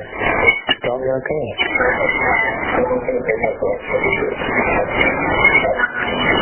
Just stand by the front door to get ready to turn on your street. Okay.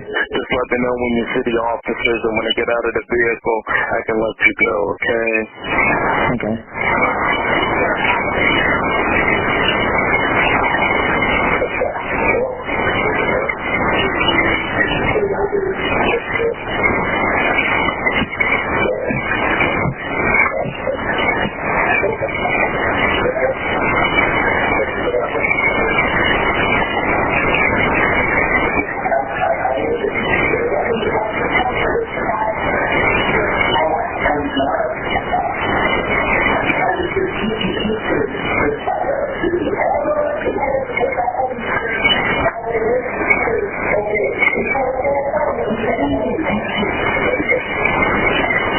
You took a cab with a 708.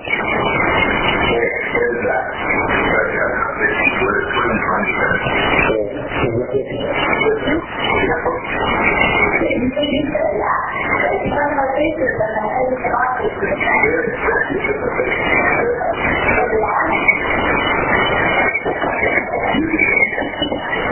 Okay. Yeah, they're here. I don't know what to expect. I really have no idea what to expect from me. Well, I'm going to try to run off or what, but... Well, hopefully, like I said, it sounds like he's talking now. It sounds like it's calmed down a little bit. The officers are there just to make sure it doesn't get out of hand. The rescue squad is still responding. They're going to take take a look at him, and if he needs to go to the hospital, they'll advise that. Just because they respond, that doesn't necessarily mean he needs to go. You can make that determination once they get on scene, but the officers are there for everybody's safety, okay? Yeah. But I know a lot about 708, unfortunately, and he's in a complete state of psychosis. It's like, and I don't know, this has not happened to him before. I just know how this works, and that's why I have no idea what to expect. Yes, sir. And this was the Rescue Squad. Once they get on scene, you believe that your son did take that pill, Sure. and they can go further from there, okay? Okay, all right, thank you. Yes, sir. Bye-bye. Crazy. Yeah. Yeah, we did try to take the background. We tried to mess around with it because it was real bad. But yeah, dude, extreme. I feel horrible for the guy. I mean, some people just have issues and they go through bad times in their life, and to bring it into the public eye like he's done is just. I mean, it's sad. It's just sad all around. Yeah, and I truly feel so bad for Cameron. I really do. And it's like I can see the control that Dean has over him. And I've said this before, Dean is the substance problem to Cameron. I'm not going to apologize for that. Yeah, I've dealt with a family member just like that. I've dealt know? with people like that. Yeah. And it's like, But yeah, I mean, there's a whole bunch of stuff on everything. Well, not everything, but a lot. The people that are all the anti people that have really been vocal, the different laws that, ban laws that have been, and what's behind that. There's some toxicology reports. I can't believe Patty Wheeler saying that Mac forged it. But I mean, it tells about the organizations. Mm-hmm. Yeah, Dean Francis is behind the In Kratom addiction, and they're really vocal. I mean, and trying to get Kratom banned. Yeah. It should be end alcohol addiction, Yeah, not end Kratom addiction. yeah. If anybody hadn't checked this website out, it's really good. Like, really good. Yeah, I'm sorry about the background noise though. Yeah, we tried to clean it up as well. And when we put it in Opus Clips, it started creating its own language. Like the AI was like inputting words into it. Yeah, and it in a sounded different language. creepo. In Like this one time, it was like a freaking demon voice came in. Yes. Like, can you hear me? I don't know. It was creepy. I was like freaking out, like, Misty. It was so weird.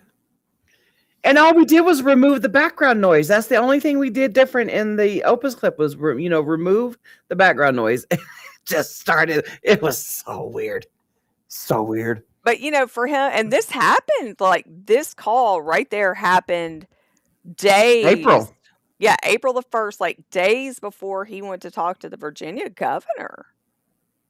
Or was it after? After he went and After. talked to the Virginia governor. Like Yeah. days after. So it's like, I mean, again, like people, I don't like people that don't tell the whole truth. And That's why I call him Dishonest Dean. yeah, I mean, Man up, dude.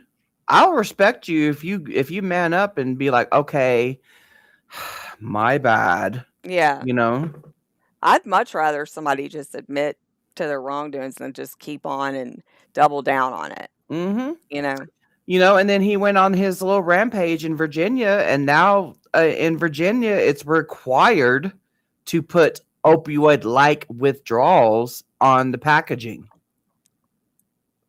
Like, I'm not even on any Kratom right now. I normally don't take it Saturday, Sunday, and Monday. I'm not going through any withdrawals. yeah, Opioid-like withdrawals, my ass. I am a pro at what opioid-like withdrawals were.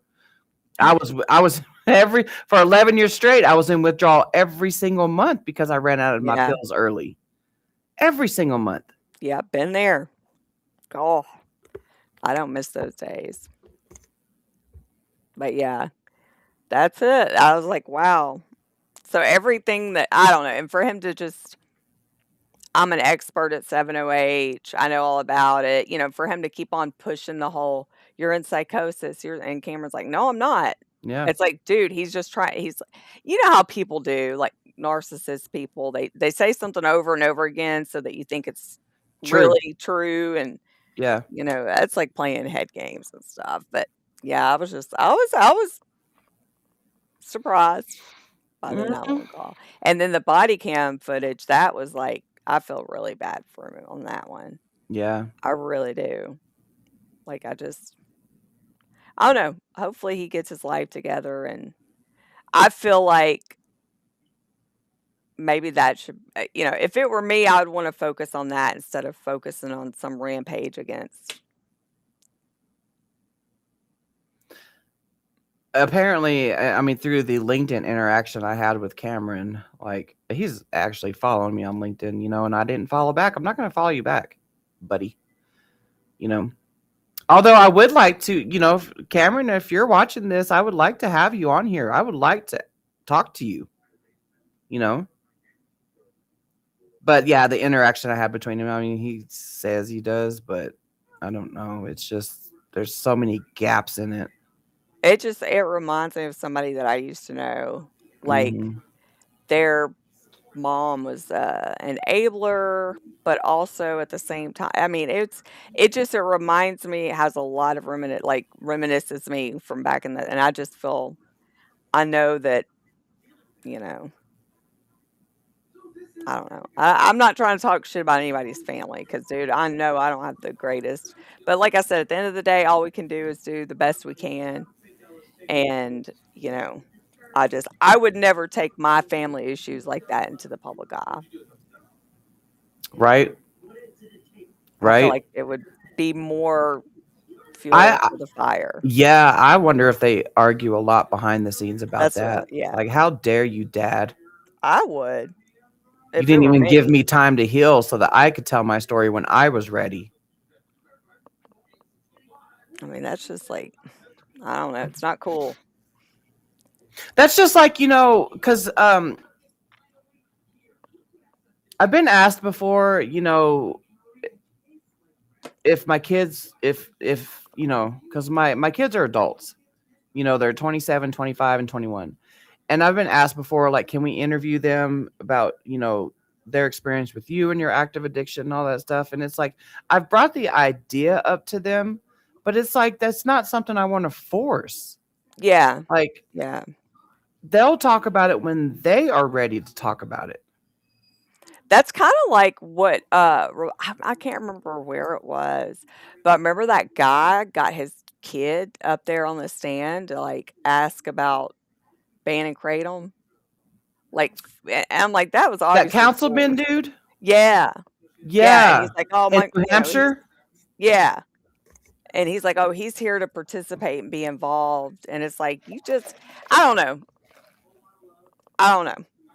You just shouldn't Yeah, I implant remember things that. like that. And you shouldn't force your kids.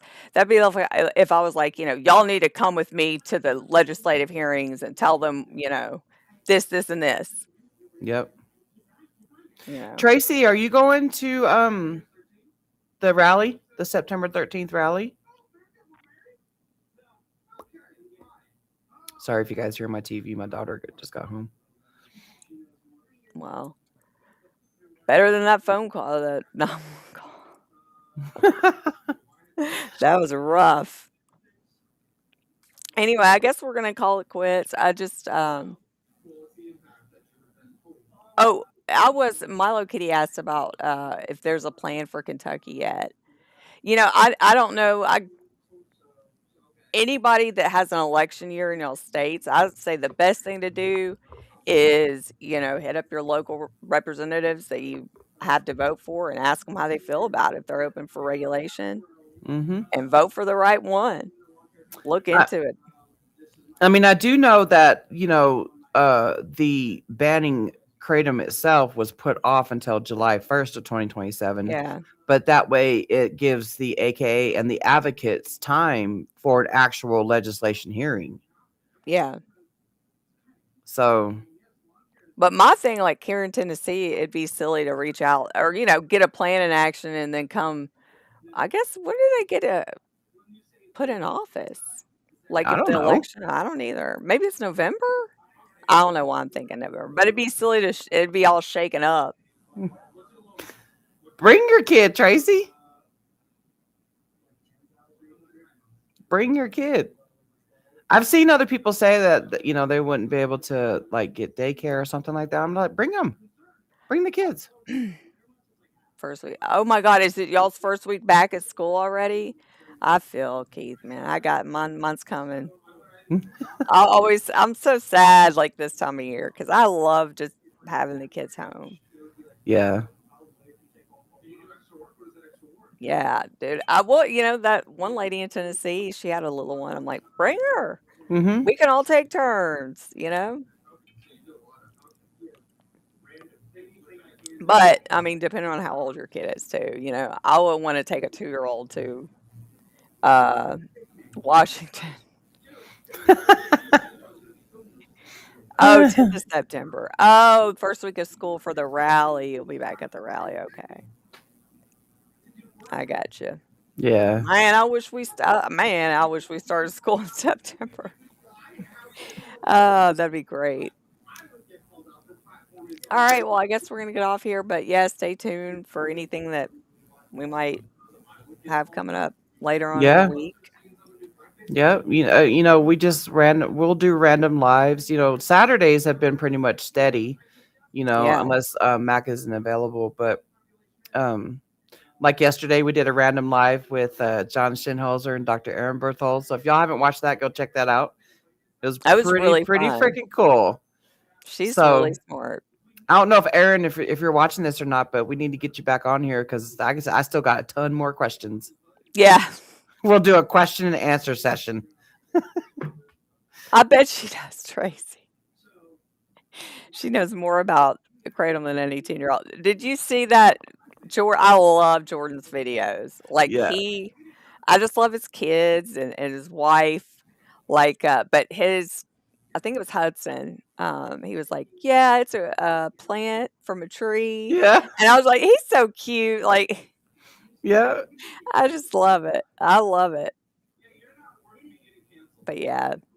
All right. Well, you're at the pool. Nice. Much love, Keith. Enjoy. Enjoy. But yeah, so like I said, we just do random things. Sometimes we'll stream a hearing. That's why it's just it's just better to what is it? Hit the notification thingy. Oh yeah, on YouTube. hit that Just hit- notification bell. Don't forget Yeah. to like, subscribe, and hit that notification bell. That's I'm always So- messing with my kids when I hear their YouTubers say that. I know. Yeah, because we just always do random things. So Yeah. Marissa hears all this. Marissa? that's I his hope I wife. said her name right. Well, yeah, I was supposed to say, Marissa, have fun at the pool with your man. But I'm like, I don't know if I'm saying her name right. It is. You're saying it right. Uh, Okay. Ooh. Well, everybody have a great Saturday. yeah, thanks for coming. And we'll see y'all next Saturday, if not sooner. Who knows? Yeah. All right. Everybody have a good rest of y'all's weekend, too. Yep. Hit that ding dong bell.